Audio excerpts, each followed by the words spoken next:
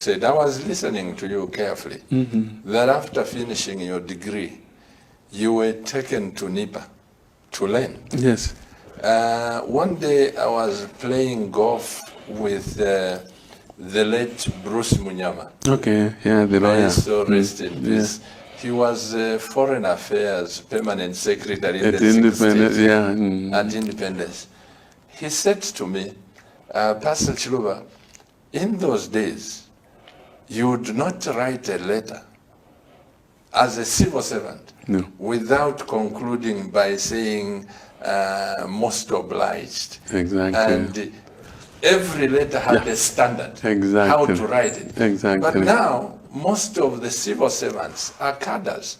I have never been a civil servant, but most of the service, maybe most is a bad word, some of the civil servants are cadres who cannot even write a professional letter. And I've got problems with that. How do you address such things? Now, what happened as we were going along, President Kaunda and his colleagues realized that we were going a different direction. President Kaunda started writing. He wrote Humanism Part 1, Humanism Part 2. All that he was trying to say is, I want you people who claim now to be educated, who can read, to read how you are around in a community, who you are. You are only in that community and recognized by the people who are around you. If you are alone, who will recognize you? And that is what now he started talking about humanism. So later on, then he said, no, these young people get astray. So we had some studies in Caribbeans of their national service. So President Kaunda introduced the national service.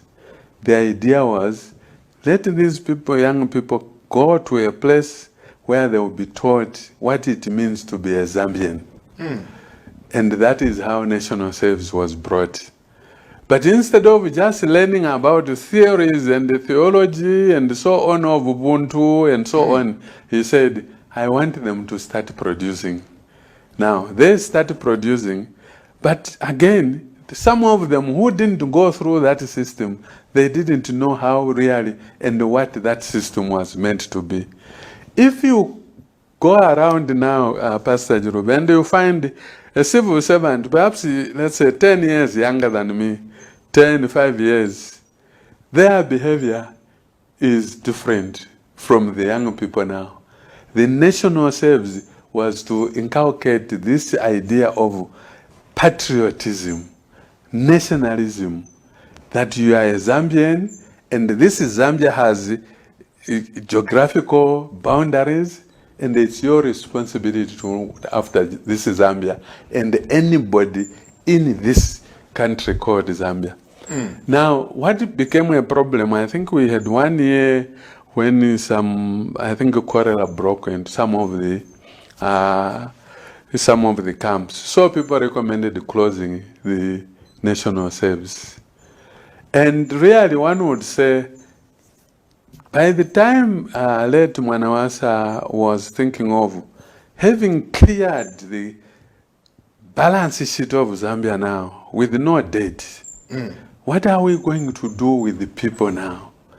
And I and a few of us said, we have to go back to national service. In fact, we had already planned that come 2010, we would reintroduce national service. The idea was that we introduce a service that anybody who gets accepted to go to a college after Form 5 or grade 12 must go to national service. Whether they have been accepted by a private university or a private firm, before they go to work, before they go for further training, they should go to national service. The idea was that perhaps in another 5-10 years, we would have produced a Zambian who is patriotic and nationalistic. Then together with that, we said, what about the young people? They can't go to national service. So we're in the process of readjusting the syllabus for primary school. And we had planned that part of the money which was now being saved from HIPIC would go into support of nurseries, nursery schools, the whole country. They would be owned by private people. They would together own those schools in conjunction with the government. And the government would introduce a syllabus for those nursery schools. And then we said, but then these chaps will come out, very bright young people, others drop out. So we said, those who drop out, then we introduce an entrepreneurship program. As they drop out, then they'll go to learn skills and they become useful citizens. Those who continue, we think that in 20 years' time, they will finish their primary, secondary school, university, and that will be about 20, 25 years. Then these are the people we said, you are going to produce the Zambia of 2030. Now, that is where Vision 2030 came from.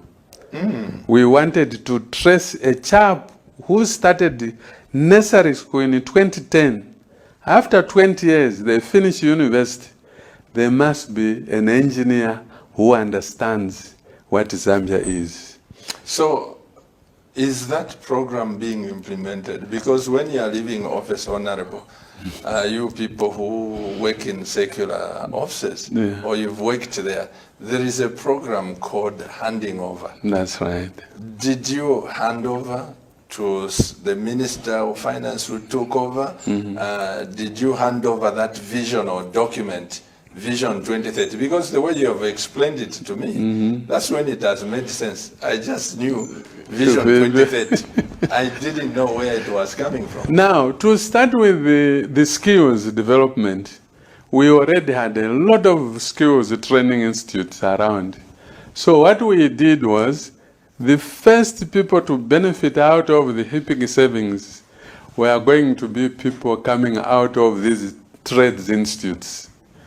So in 2007, 2006, it was decided that these people, as they come out of their colleges, on the left side, which is weaker, they will hold a certificate, a piece of paper. On the right side, they will hold a sewing machine because they went and finished the sewing course at the Kabwe Trades. Those who went to finish bricklaying, they would have a box of trowels. Those who finished mechanical engineering, they will be having a spanner box.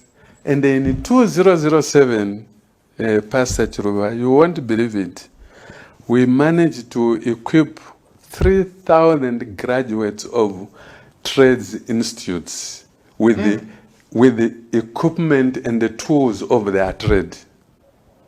And President Mwanawasa had a ceremony at Lusaka Trades here where he handed over this equipment.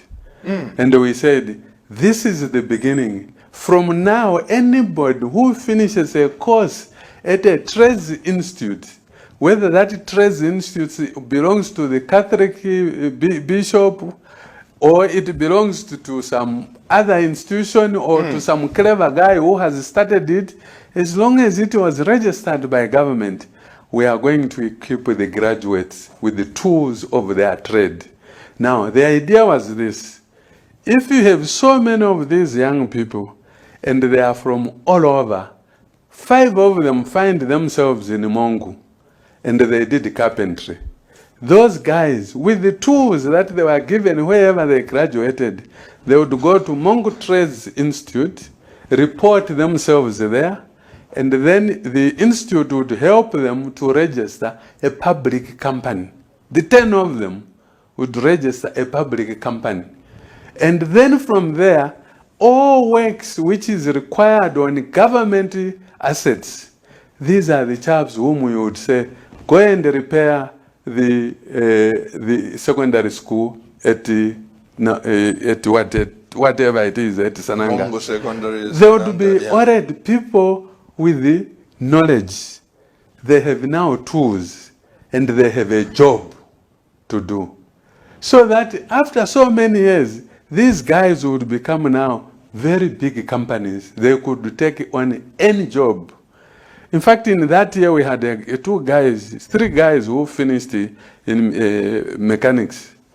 And they said, look, mechanics is very wide. We said, what do you want? They said, we want equipment which we can use to service vehicles. And we bought 3 machines. One guy was from Jipata, the other one from Mongo, the other one from Kabwe. The idea was that once he goes there and he reports at Kabwe Trades Institute, they would help him with that equipment to settle. The young people then who go to Kabwe Trades School, they would go to that company for their practicals. Because that guy already has got equipment. Next door, there will be a company of builders, bricklayers. And the people that were doing bricklaying at Kabwe Trades would go to that company for their practicals. Then it meant that we would not have young people coming out of Kasama Trades Institute and saying, I have no tools. The tools are elementary. And we said to ourselves, Pastor Chiluba, you can imagine a young girl coming out of Kanyama, going to Kabwe Trades Institute. As she finishes there, she has got a certificate and a sewing machine. Arrives home where there's a grandmother who has been saying, what are you doing? She says, here is my certificate. I know you can't read, but here is a sewing machine. I want all your old torn clothes. You bring them here. I want to show you what I learned. I mean, how much personality would you build out of somebody like that? And that is now what you are asking me. Did you hand over? We didn't hand over notes.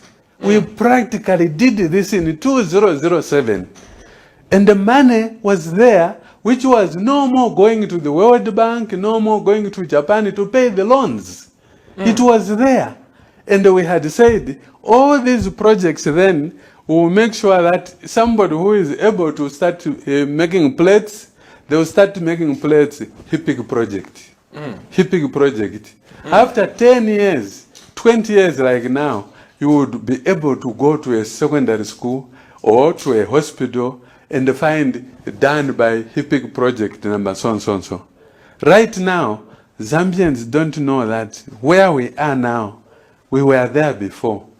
But there were people who managed to come out of this.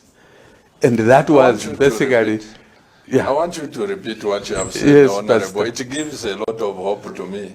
You know, you are saying where we are now. Yeah. We were there before. We were. Yes, we were. And you were in the mix of it. Exactly. So, do you see us coming out of this situation? If I can give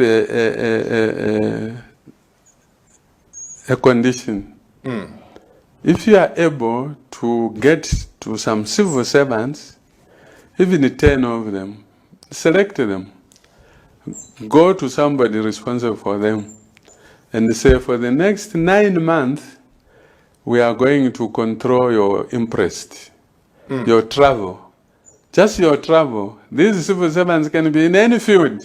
And you tell them, we want to control your interest for the next 9 months.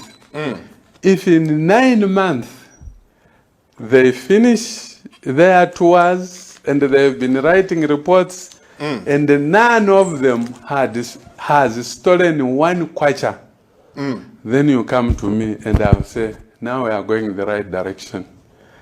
It's not an easy thing, Pastor Chiluba. Integrity is very, very difficult. Just to be able to do the right thing without anybody looking at you. Like you said, writing a report on a pen Yes. and a notebook. Yes. Which you have to surrender to show where it went. This time, I'm sure if we were even just to say, here are pens here, there's a conference here. At the end of the conference, some people will have 10 pens. And that is they only have 1 hand to write with. It's incredible. There has come this culture of just greediness. We did a lot of work on agriculture, and I worked with the FAO, with the World Bank, with the ADB, with the European Union, the Japanese rice projects, and so on. And a long time ago, somebody wrote, it is not lack of food that people are hungry. It's just that greed has taken over. There are people who want like to keep food as if they have 4 tummies. They don't want to share. Even now, as I'm saying, I'm sure a lot of people don't realize that as a public servant, you don't want anything in that public office. You don't. The only thing you own are the clothes and the shoes that you go with in the office and your brains. When you leave that office, everything remains in that office. What happened, unfortunately, in 1991, your namesake came in, and a lot of educated young people joined the government at very high levels as ministers. We had a 23-member cabinet. Out of those, 14 had PhDs, Doctor of Philosophy. And a lot of people said, everything is going to be all right. And I was one of those dancing, and I said, how do these educated people fail? Out of 23, 14 were PhDs. The rest had masters, 10 masters, whatever it is. But then what happened, unfortunately, the Zambian administrative system broke down. The first day, I think we had the elections somewhere in December or somewhere there, 1991. 91, yeah. Yeah, in 1992, after the rains like now, the first time I saw a convoy of GXs with flowers, wedding flowers, garlands of flowers, 4 of them, around the post office bridge. I was with my children. I told them, they said, what is this, Daddy? What is this? I said, these are government vehicles. He said, but they have flowers. I said, yes, it's a wedding ceremony. One of my young boys, a very clever boy, he said, but where is your car? And at that time, I was already somebody somewhere. And I said, I don't have a car because I didn't want to give you the impression that these things belong to us. This convoy went into Cairo Road hooting a wedding ceremony. And immediately I got home, I told my wife, I said, the country has gone. This time, I don't know how many of those weddings are held with the GRZ. People have no qualms about that. Government of the Republic of Zambia, and you go to a wedding. It's a wedding of your nephew or your niece. The other people who own that vehicle you are driving, they are in Jinsali, they are in Sinazongwe, and you are misusing their property, and they have nowhere to go. That is our problem. So you are saying that if we are to get back on track, we must control the controlling officers, the impress they use. When you allocated the money, you should be able to surrender it and be able to account for how you used it. And that is what basically you are saying, you must control. But you also said, did you hand over? The time that I was leaving the ministry, government ministry, it was 5.5 years in the ministry responsible for money. And I used to make sometimes tours for 1-2 weeks. I'm negotiating in Moscow, then I take a trip down all the way to World Bank, then from there up I'm in the Netherlands. After 5.5 years, I didn't leave 1 kwacha of impress unaccounted for. Really? No. If you go now, you ask my officers, whom we traveled with that time, perhaps out of the whole lot, you'll find 90% followed what I was doing. Because before they got to settle down in the ministry from a tour with me, they would be asked, but you have delayed. The minister retired his impress 2 days ago.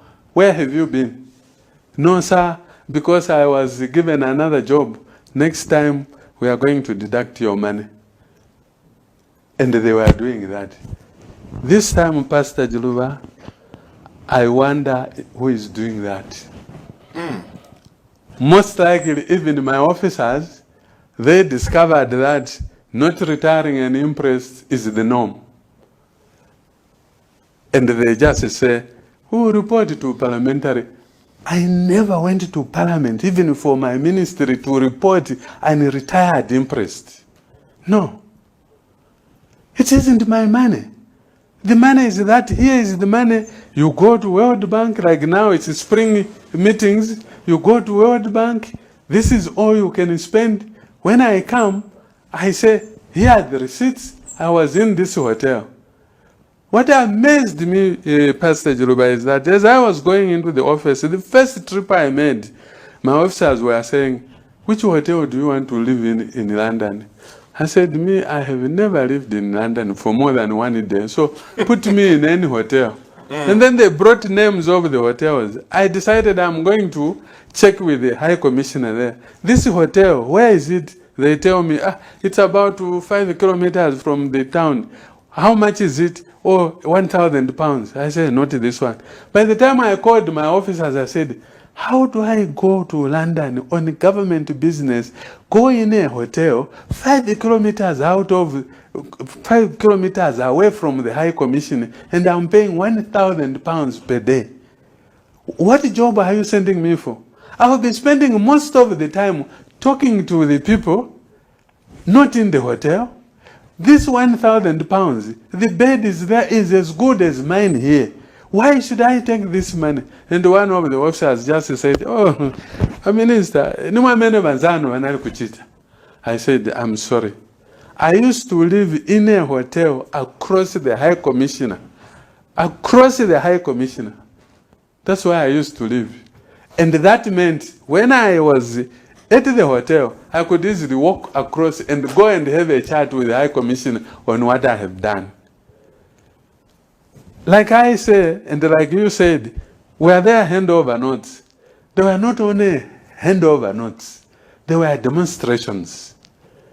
If you go and ask the old man, KK, what his habits were when he was in government, there are habits which a lot of people saw. But then they decide, I want to live differently. I will ignore these rules, the general orders. I will ignore them. And that is how, here is old KK, he retires 27 years. Right now, my age mate, Keno Kaunda, he has to struggle to produce food to sell or tobacco to sell to feed his grandchildren. The son of a former president. The son of a former president for 27 years, not for 2 years. And there is Dr. Kaunda.